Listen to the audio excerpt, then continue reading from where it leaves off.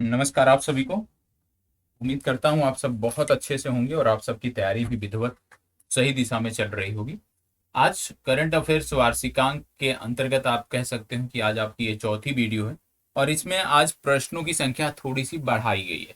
प्रश्न आज लगभग 24 से 25 प्रश्न हैं और उसके बाद जैसा कि मैंने प्रत्येक पीडीएफ में अब कुछ महत्वपूर्ण तथ्यों को जगह देना प्रारंभ कर दिया है, उसी आधार पर आज की इस पीडीएफ में आपको देखने को मिलता है दो महत्वपूर्ण तथ्य देखने को मिलते हैं। पहला, दिसंबर माह के महत्वपूर्ण घटनाक्रम और दूसरा देखने को मिलेंगे जनवरी माह के महत्वपूर्ण दिवस। तो जनवरी और दिसंबर माह के महत्वपूर्ण दिवस को आज हमने कवर किया है, क्योंकि आप भी जानते होंगे कि इस प्रकार के प्रश्न बनते हैं कि 1 जनवरी को कौन सा दिवस मनाया जाता है या 3 जनवरी को कौन सा दिवस मनाया जाता है, इसी तरह दिसंबर में। तो वो महत्वपूर्ण जो दिवस वाला क्रम है वो भी आपको याद आना चाहिए। तो सभी उपस्थित हो जाएं और इस चर्चा को हम आगे बढ़ाते हैं। एक एक करके प्रश्नों को यहाँ पे हम देखने का समझने का प्रयास करते हैं। सबसे पहला प्रश्न, भारतीय विज्ञान कांग्रेस 2023 बैठक का आयोजन कहाँ किया जा रहा है?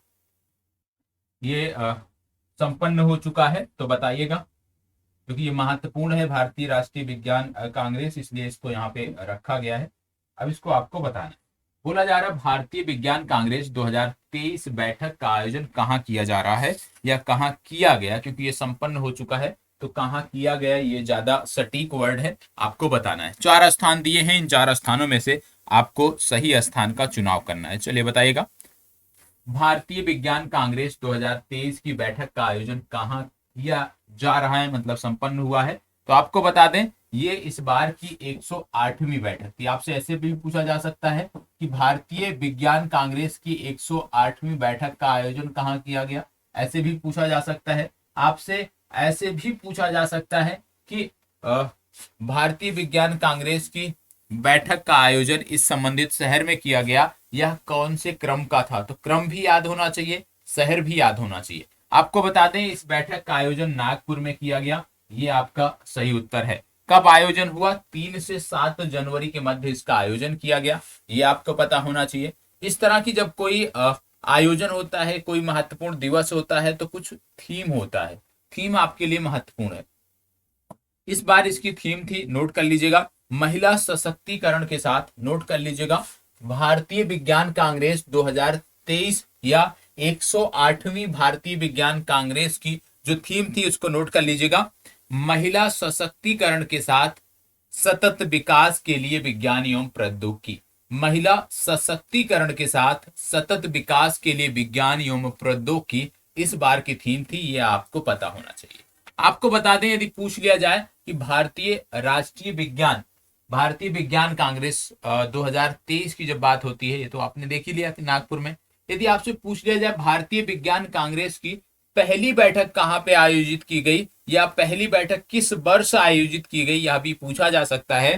तो नोट कर लीजिएगा, पहली बैठक का आयोजन वर्ष 1914 में किया गया। कहाँ पे किया गया? कोलकाता में किया गया, ये आपको पता होना चाहिए। यदि आपसे पूछ लिया जाए पिछली बैठक, मतलब 108वीं आपने देख लिया, 107वीं आपसे पूछ लिया जाए कि भारतीय विज्ञान कांग्रेस की 107वीं बैठक कहाँ पे हुई, तो याद रखिएगा वर्ष 2019 में हुई। और कहाँ पे हुई है याद रखना है, ये बैठक हुई थी बेंगलुरु में।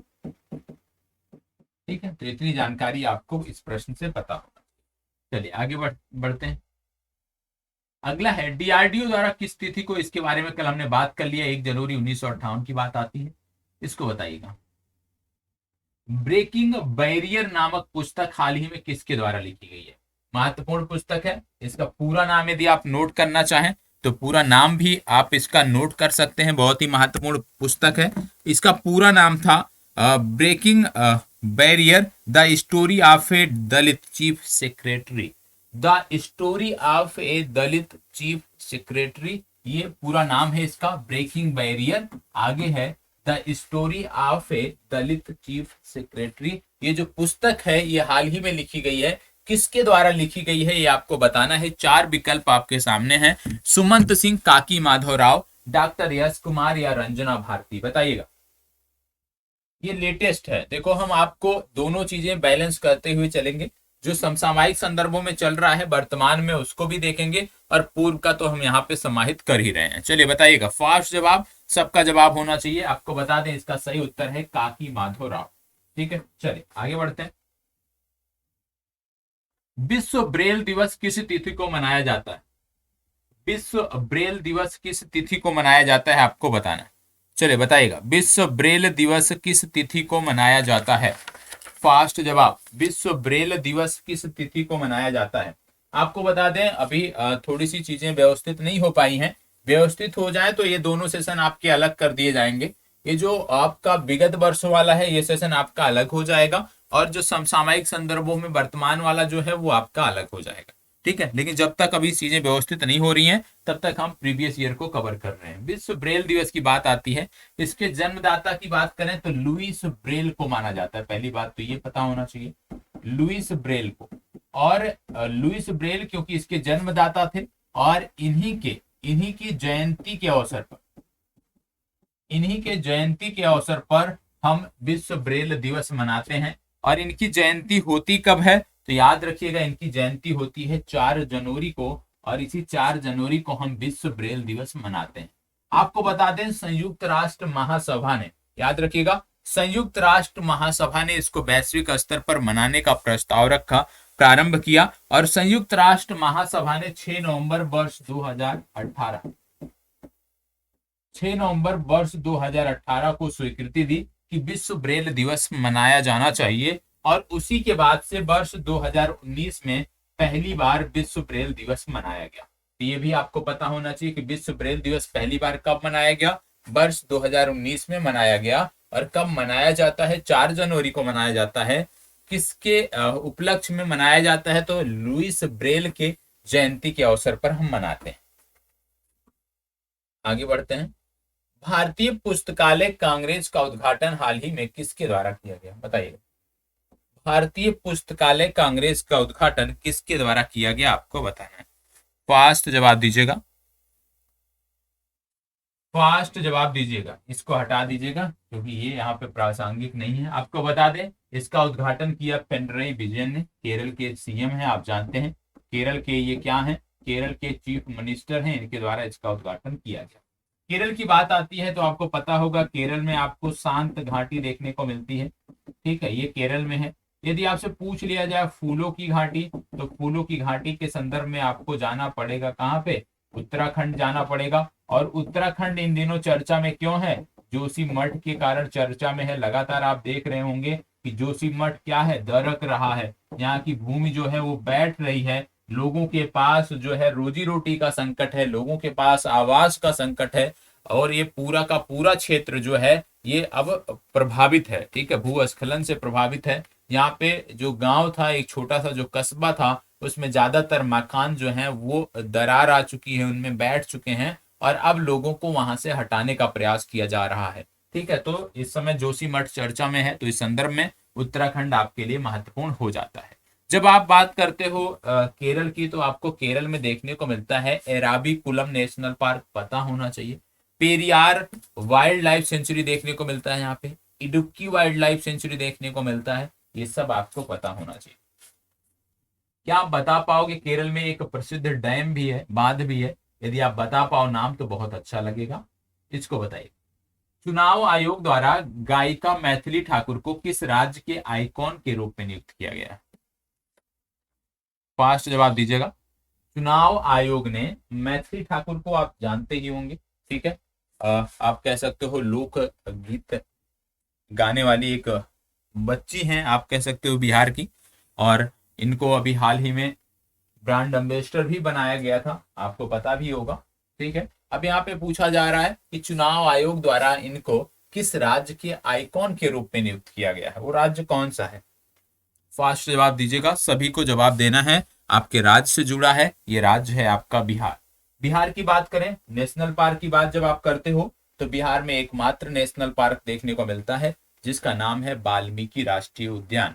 और वाल्मीकि राष्ट्रीय उद्यान जो है ये सीमा साझा करता है नेपाल से। नेपाल का चितवन राष्ट्रीय उद्यान जो है वो इससे जुड़ा हुआ है। चितवन के बारे में आपको बता दें कि वैश्विक स्तर पर जैसे आपने देखा कि 2/3 से ज्यादा एक सिंघी गैंडे भारत में मिलते हैं, वन हॉर्न राइनो भारत में मिलते हैं। और भारत के असम राज्य में ये मिलते हैं। असम राज्य के काजीरंगा और मानस में मिलते हैं।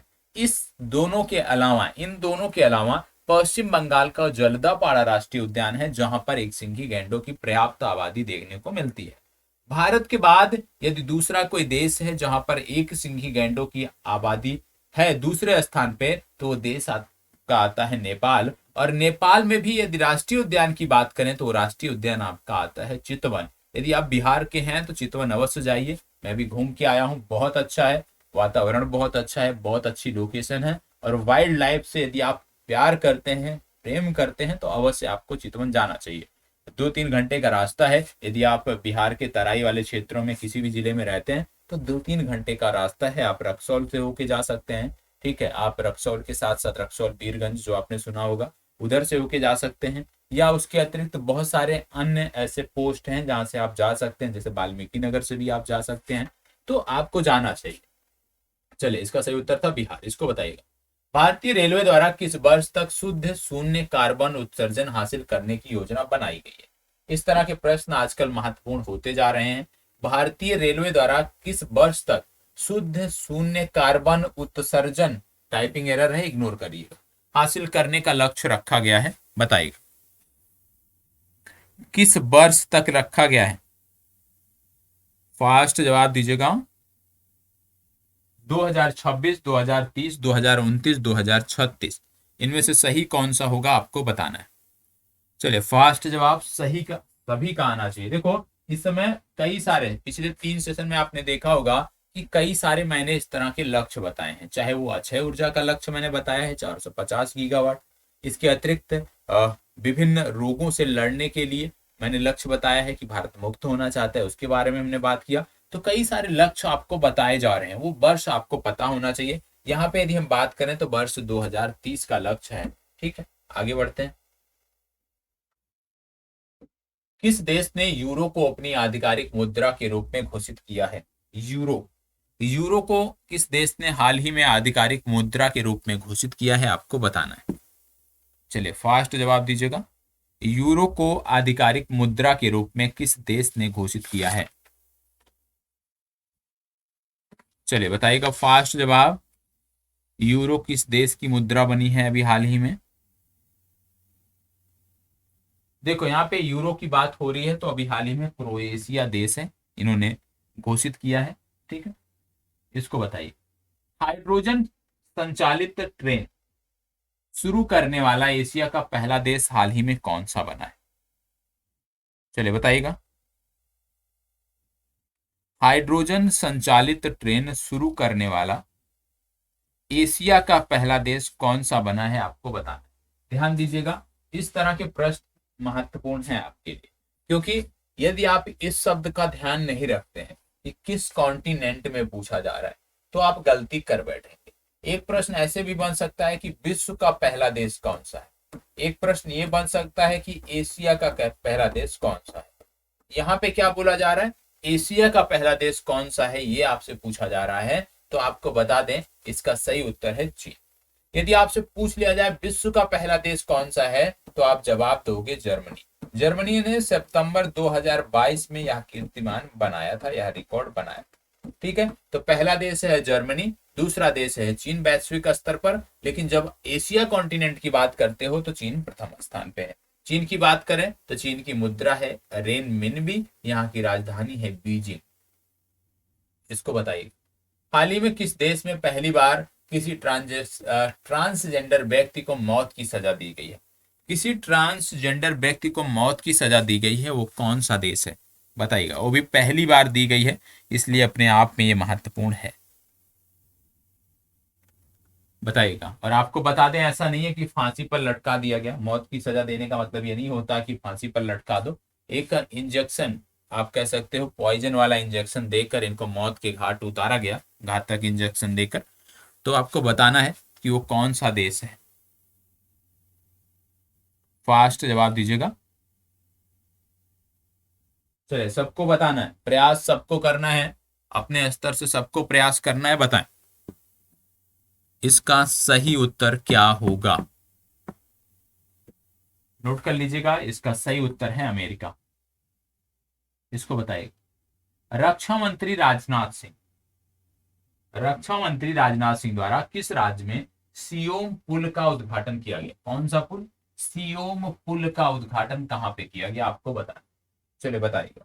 देखो, रक्षा मंत्री की बात आ रही है, एक प्रश्न आपसे अक्सर पूछा जाता है, बीआरओ का नाम आपने सुना होगा, बॉर्डर रोड ऑर्गेनाइजेशन का नाम आपने सुना होगा, जिसका काम होता है सीमावर्ती क्षेत्रों में सड़कों का निर्माण करना। ये जो संगठन है, पूछा जाता है कि किस मंत्रालय के अधीन आता है, ठीक है। और उसमें जब आप देखोगे ना, तो रक्षा मंत्रालय भी दिया होगा, ये भी आपको पता होना चाहिए, रक्षा मंत्रालय भी दिया होगा और गृह मंत्रालय भी दिया होगा। और ज्यादातर लोग क्या कर देते हैं, गृह मंत्रालय को टिक कर देते हैं। आपको बताना है कि बीआरओ किस मंत्रालय के अधीन आता है, बॉर्डर रोड ऑर्गेनाइजेशन किस मंत्रालय के अधीन आता है, ये आप बताएंगे। चलिए बताइएगा, सियोम पुल कहाँ पे है? 100 किलोमीटर लंबा पुल है। आपको बता दें, ये पुल उसी राज्य में है जहाँ पे नामदफा टाइगर रिजर्व आपको देखने को मिलता है। विश्व के सर्वाधिक ऊंचाई पर स्थित टाइगर रिजर्व आपको देखने को मिलता है। इसके साथ साथ यहाँ पे एक फेस्टिवल, एक त्योहार मनाया जाता है, ठीक है। उसका क्या नाम है? उसके नाम की यदि हम बात करें तो पक्के पागा हार्नबिल, पक्के पागा हार्नबिल ये त्योहार यहाँ पे मनाया जाता है। क्योंकि पक्के टाइगर रिजर्व भी यहीं पे है, तो इस आधार पे यहाँ पे एक जनजाति है न्यासी जनजाति, और इस न्यासी जनजाति ने हार्नबिल पक्षी की जनसंख्या को, सॉरी, हार्नबिल पक्षी की संख्या को बढ़ाने के लिए जो है इन्होंने काम किया है। तो न्यासी जनजाति भी पूछा जा सकता है किस राज्य से संदर्भित है, तो आपको बताना है ये राज्य है अरुणाचल प्रदेश। इसको बताइएगा। किस राज्य सरकार ने हाल ही में राजस्व पुलिस व्यवस्था को खत्म करने की घोषणा की? और आपको बता दें, ये राज्य इन दिनों काफी चर्चा में। कोई भी समाचार पत्र लोगे निश्चित रूप से मिलेगा, कोई भी टीवी चैनल आप ओपन कर लोगे इसी की चर्चा हो रही है। इतना हिंट दे दिया हूं, अब इस हिंट के आधार पे यदि आप बता पाओ तो बहुत बेहतर। कुछ भी आप देख लो, कोई भी माध्यम समाचार का देख लो, इसकी चर्चा जरूर देखने को मिलेगी। किस राज्य सरकार ने हाल ही में राजस्व पुलिस व्यवस्था को खत्म करने की घोषणा की है? राजस्व पुलिस व्यवस्था खत्म करने वाला राज्य कौन सा है, आपको बताना है। केरल, उत्तराखंड, सिक्किम या राजस्थान? आपको मैंने जैसे बोला कि इन दिनों जोशीमठ के कारण उत्तराखंड चर्चा में है, तो ये राज्य आपका है उत्तराखंड, ठीक है। उत्तराखंड की बात करते हैं तो फूलों की घाटी मैंने आपको बोला, गंगोत्री राष्ट्रीय उद्यान यहाँ पे देखने को मिलता है आपको, गंगोत्री धाम यहाँ पे आपको देखने को मिलता है। जो आप छोटा चार धाम आप पढ़ते होंगे, गंगोत्री, यमुनोत्री, केदारनाथ, बद्रीनाथ, वो आपको इसी राज्य में देखने को मिलते हैं। इसके अतिरिक्त जिम कार्बेट नेशनल पार्क यहाँ पे देखने को मिलता है, राजा जी नेशनल पार्क आपको यहाँ पे देखने को मिलता है। तो एक वाइल्ड लाइफ में भी ये धनी है, ठीक है, और धार्मिक पर्यटन की दृष्टि से भी ये राज्य धनी है। ये राज्य आपका है उत्तराखंड। चलिए आगे बढ़ते हैं। भारत पे के नए सीईओ के रूप में हाल ही में किसे नियुक्त किया गया है? आप जानते हैं भारत पे के अभी तक जो सीईओ थे उनका नाम था सुहेल समीर, और सुहेल समीर ने अब इस्तीफा दे दिया है। तो सुहेल समीर के इस्तीफा देने के बाद किसके द्वारा ये पदभार संभाला जा रहा है, उसी की बात हो रही है, आपको बताना है। बताइए, अभी भारत पे के सीईओ कौन बने हैं, ये आपको बताना है, फास्ट जवाब। चलिए बताइएगा, भारत पे के सीईओ कौन बने हैं? याद रखना, इनका नाम है नलिन नेगी। इसको बताइएगा। बेंजामिन नेतन्याहू इजराइल के कौन सी बार प्रधानमंत्री बने हैं? एक बार फिर से ये इजराइल के प्रधानमंत्री बन गए हैं, और इनके साथ हमारे बहुत ही बेहतर संबंध थे। तो आपको बताना है कि कौन सी बार ये प्रधानमंत्री बन गए हैं, इनका क्रम क्या है, बताइएगा। दिसंबर माह में इन्होंने शपथ ली है, तो आपको बताना है कौन सा टर्म है ये इनका।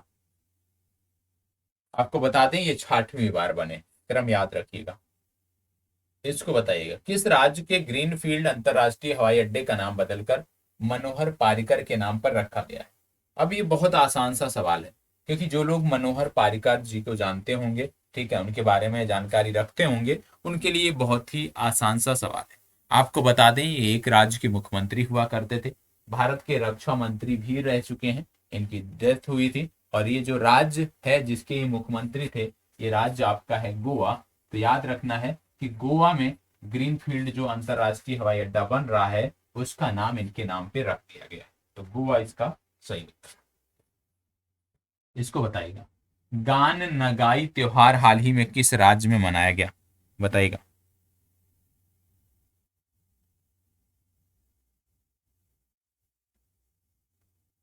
बताइएगा, गान नगाई त्योहार हाल ही में किस राज्य में मनाया गया? आपको बता दें, ये जो त्योहार है विशेष रूप से फसल की कटाई के उपरांत मनाया जाता है, और ये त्योहार संबंधित है पूर्वोत्तर भारत के एक राज्य से, और पूर्वोत्तर भारत के इसमें दो राज्य दिए हैं, नागालैंड और मणिपुर, तो ये संबंधित है मणिपुर से। इसको बताइएगा, किस राज्य सरकार द्वारा मुख्यमंत्री आवासीय भूमि अधिकार योजना की शुरुआत की गई है? मुख्यमंत्री आवासीय भूमि अधिकार योजना की शुरुआत किसके द्वारा की गई है, आपको बताना है। चलिए बताइएगा। फास्ट जवाब। देखो, यदि आप इस राज्य से संबंधित हैं तो किस स्थान विशेष से शुरू की गई उसको भी आप देख सकते हैं, लेकिन सामान्य तौर पे हम बिहार को लेकर यहाँ पे चल रहे हैं, तो आपको बता दें ये राज्य आपका है मध्य प्रदेश। इसको बताइएगा, राजस्थान में 18वें राष्ट्रीय स्काउट और गाइड जम्बूरी का उद्घाटन हाल ही में किसके द्वारा किया गया? बताइएगा, फास्ट जवाब दीजिएगा, किसके द्वारा किया गया? आपको बता दें इसका उद्घाटन हमारी राष्ट्रपति द्वारा किया गया, द्रौपदी मुर्मू। डी विकल्प आपका सही उत्तर है। इसको बताइएगा, किस राज्य सरकार द्वारा अगले एक वर्ष तक मुफ्त चावल वितरित करने की घोषणा की गई है? वह कौन सी राज्य सरकार है जिसने अगले एक वर्षों तक मुफ्त चावल वितरित करने की घोषणा की है? बताइएगा, फास्ट जवाब दीजिएगा। आपको बता दें, राज्य खाद्य सुरक्षा योजना के तहत दिसंबर 2023 तक बीपीएल परिवारों को प्रति व्यक्ति 5 किलोग्राम 5 किलोग्राम प्रति व्यक्ति चावल देने की बात की गई है। बहुत ही महत्वपूर्ण प्रश्न है, इसको याद रखिएगा। ये राज्य है आपका उड़ीसा। ठीक है, कब तक? दिसंबर 2023 तक की यहाँ पे बात हो रही है। ठीक है, अब यहाँ पे कुछ प्रश्न हैं, फैक्चुअल हैं, इसको आप देख लीजिएगा। इसमें कुछ ऐसा नहीं है कि ना बताऊं मैं। ठीक है, पीडीएफ आपको मिल जाएगी, वहां से देख लीजिएगा। अब हम आ जाते हैं, 2 से 3 प्रश्न थे, फैक्चुअल थे, डेटा वाले थे, आप देख सकते हो। अब आ जाते हैं महत्वपूर्ण दिवस पे। महत्वपूर्ण दिवस से संबंधित प्रश्न पूछे जाते हैं, इसको देख लीजिएगा। पुरानी पीडीएफ आपको मिल चुकी है, ऐप में जाके आप देख सकते हो। आज से पीडीएफ टेलीग्राम पर भी मैं शेयर कर दूंगा, तो पीडीएफ टेलीग्राम पर भी मिल जाएगी, ऐप में भी पीडीएफ आपकी उपलब्ध है। अब यहाँ पे सबसे पहला जो आ रहा है वो देखने को मिल रहा है 1 दिसंबर। दिसंबर माह हमारा बीत गया, तो जानना जरूरी है कि दिसंबर माह में कौन से महत्वपूर्ण दिवस मनाए गए। 1 दिसंबर की बात करते हैं तो सबसे पहले 1 दिसंबर को मनाया जाता है विश्व एड्स दिवस। 2 दिसंबर की बात करते हैं तो 2 दिसंबर को मनाया जाता है विश्व कंप्यूटर साक्षरता दिवस, ये आपको पता होना चाहिए। 2 दिसंबर के बाद 3 दिसंबर आते हैं तो विश्व संरक्षण दिवस मनाया जाता है। 4 दिसंबर की बात करें तो नौसेना दिवस होता है। 5 दिसंबर की बात करें तो अंतरराष्ट्रीय स्वयंसेवक दिवस होता है। ठीक है, 5 दिसंबर के बाद पुनः 5 दिसंबर को विश्व मृदा दिवस भी मनाया जाता है, और ये अपने आप में महत्वपूर्ण। 10 दिसंबर की बात करें तो मानवाधिकार दिवस के रूप में हम मनाते हैं। आगे बढ़ते हैं तो देखने को मिलता है 11 दिसंबर। 11 दिसंबर को अंतरराष्ट्रीय पर्वत दिवस। 14 दिसंबर को अंतरराष्ट्रीय ऊर्जा दिवस। 18 दिसंबर को अंतरराष्ट्रीय प्रवासी दिवस, ये आपको पता होना चाहिए। और 19 दिसंबर को गोवा मुक्ति दिवस। 20 दिसंबर को अंतरराष्ट्रीय मानव एकता दिवस। 23 दिसंबर को किसान दिवस, और 25 दिसंबर को सुशासन दिवस के रूप में हम मनाते हैं। ये आपने देख लिया। इसके बाद फिर जनवरी माह के महत्वपूर्ण जो दिवस हैं उसको हम देख लेते हैं। जैसे 1 जनवरी को वैश्विक परिवार दिवस। 4 जनवरी अभी हमने पढ़ा विश्व ब्रेल दिवस। 9 जनवरी को प्रवासी भारतीय दिवस, ये हमने देखा। 10 जनवरी को विश्व हिंदी दिवस। 12 जनवरी को राष्ट्रीय युवा दिवस। 15 जनवरी को भारतीय थल सेना दिवस। और इसके बाद फिर 23 जनवरी की बात आती है पराक्रम दिवस। 24 जनवरी को अंतरराष्ट्रीय शिक्षा दिवस। उत्तर प्रदेश का स्थापना दिवस भी इसी दिन मनाया जाता है, और राष्ट्रीय बालिका दिवस भी इसी दिन मनाया जाता है। तो 24 जनवरी महत्वपूर्ण है। 3-3 दिवस, एक 3-3 फैक्ट हैं इससे जुड़े हुए जो आपको पता होना चाहिए। अब दो चीजें आपको ध्यान में रखने की जरूरत है। अभी अपने आप देखा आपने 9 जनवरी प्रवासी भारतीय दिवस। ठीक है, और बहुत सारे लोगों को कंफ्यूजन होगा कि अभी हमने देखा था एक और प्रवासी दिवस के बारे में, और वो जो प्रवासी दिवस था जो अभी हमने देखा था उसमें विशेष रूप से था अंतरराष्ट्रीय स्तर की बात की गई थी, उसको भी हम एक बार क्लियर कर लेंगे। अंतरराष्ट्रीय प्रवासी दिवस, तो आप परीक्षा में जरूर ध्यान दीजिएगा कि प्रवासी भारतीय दिवस पूछा जा रहा है या अंतरराष्ट्रीय प्रवासी दिवस। अंतरराष्ट्रीय प्रवासी दिवस तो 18 दिसंबर आपको याद रखना है, ठीक है। यदि प्रवासी भारतीय दिवस की बात करते हैं तो आपको 9 जनवरी याद रखना है, ठीक है। इसके बाद आगे बढ़ते हैं तो आपको देखने को मिलता है 25 जनवरी राष्ट्रीय मतदाता दिवस और पर्यटन दिवस मनाया जाता है। 26 जनवरी गणतंत्र दिवस, 29 जनवरी विश्व कुष्ठ रोग दिवस और 30 जनवरी को मनाया जाता है शहीद दिवस। तो ये कुछ महत्वपूर्ण दिवस थे जो आपको पता होना चाहिए, आपकी परीक्षा के लिए महत्वपूर्ण है। आपकी जिम्मेदारी बनती है कि इन दिवस में जो भी आपको महत्वपूर्ण लगे, हालांकि सभी महत्वपूर्ण है, यदि आप रेगुलर बेसिस पे इनको देखोगे तो तैयार हो जाएगा, कोई बहुत बड़ी बात नहीं, ठीक है। तो अपनी इस चर्चा को अब यहीं पे हम विराम देते हैं। बाकी करंट अफेयर्स की ये सीरीज और बेहतर लाने का और बेहतर करने का हम दिन प्रतिदिन प्रयास कर रहे हैं। बस आप लोगों का साथ चाहिए, आप लोगों का सहयोग चाहिए। निश्चित रूप से करंट अफेयर्स को और विधिवत तरीके से आप तक पहुंचाया जाएगा, ठीक है। बाकी कोई डाउट होता है तो बताइएगा। पीडीएफ आप सबके लिए उपलब्ध है, पीडीएफ जाके डाउनलोड अवश्य कर लीजिएगा। और जो भी फैक्ट बताए जाते हैं नोट्स अवश्य बनाइएगा, रविवार को पुनः नोट्स आपके चेक किए जाएंगे।